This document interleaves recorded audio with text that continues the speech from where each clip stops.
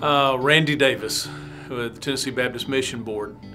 When I think about the folks that impacted my how I preach and how I prepare to preach, the name that comes to mind first is Dr. Jerry Vines.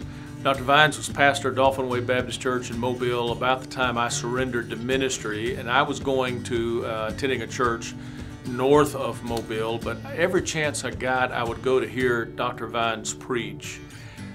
He preaches expository messages, and before I could even spell expository, it was impacting my life. And I was preaching, learning to exegete Scripture before I fully understood what that was, because of just listening and hearing and being impacted by the way Dr. Vines preached. He's one of the greatest preachers that I think Southern Baptists have ever had.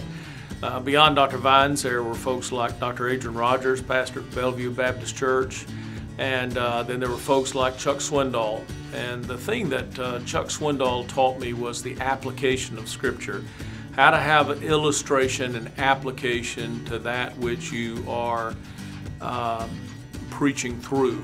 I think it's one thing to take a verse of Scripture and to thoroughly exegete it and to explain it and to tell about it.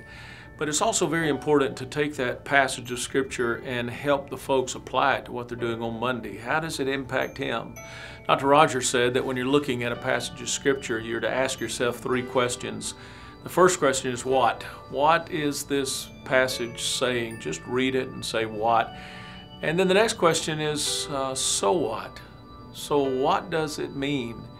And then now what? How does this passage affect my life in daily living?